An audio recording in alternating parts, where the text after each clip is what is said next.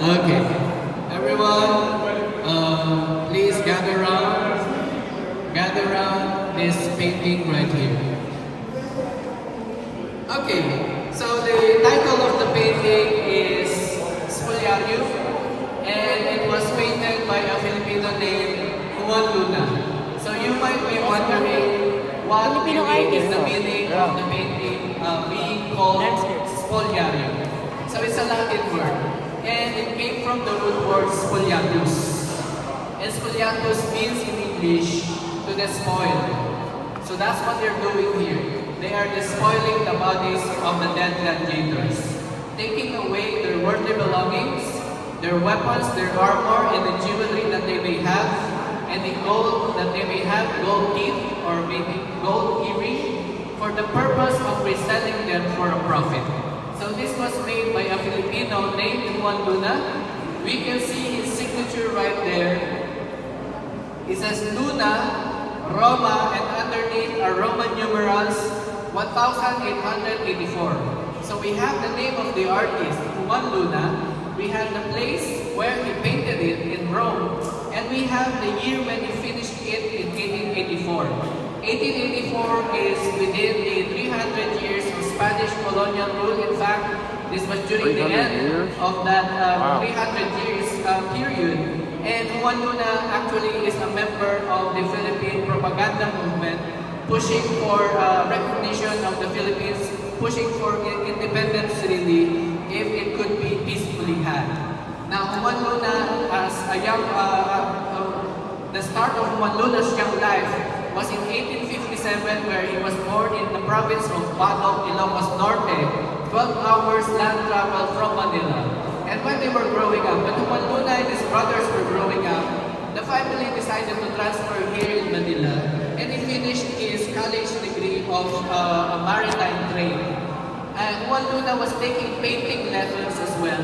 That's why his first Filipino painting master, whose name was Lorenzo Guerrero, he was the one who advised Juan Luna's parents to send him to Spain for additional learning in painting. And that's what they did. Juan Luna, as a young man, traveled to Spain in Madrid and entered in the Academy of Fine Arts in Madrid. But he only stayed there for 1 year. Afterwards, he left school. He entered under the tutelage of another painting master, this time a Spaniard, whose name was Alejo Vera. Alejo Vera was the one who took Juan Luna from Madrid, Spain, into Rome, Italy, and there they accepted painting commissions.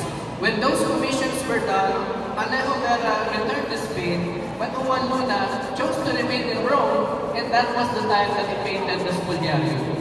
He was a young man of 26 years old. It took him 8 months painting the Spoliarium alone, and he was already 27 when he finished it in 1884. Now the topic of the painting, as you can see, is the dark place underneath the Roman Colosseum where they put the bodies of the fallen gladiators. Now, just like us, when we go to a different country, we go there as tourists and we want to see historic places.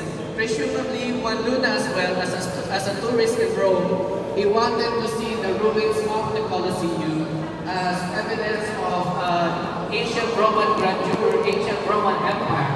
And this is just a product of his imagination based on what he heard about what was going on in the Colosseum as well as in the dungeon underneath it. And your guess is right, that particular place underneath the Roman Colosseum is called the Spoliarium. And you can see on the upper left corner, people are coming down. These are the spectators. Did you know that 60,000 Romans could watch the gladiator games all at the same time in the Roman Colosseum? So the fighters, they are fairly famous.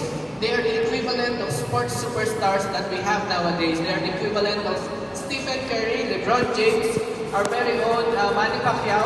They are the modern day gladiators. The only difference is that if you fight today and you lose a battle, you live to fight another day. But for the gladiators, if you're defeated, normally usually you're mortally wounded or you are executed afterwards. And that's what has befallen these poor gladiators right here. You can see as well at the front of the pack, these are the merchants, and they are fighting over the the best pieces of weapons and armor that could be taken from the gladiators for the purpose of reselling them for a profit. Now, on the side of the painting is a different scenario, different scene, in that we see the relatives of the dead mourning for the sufferings of their loved ones. We see here a lady in green, which we also call the mourning lady.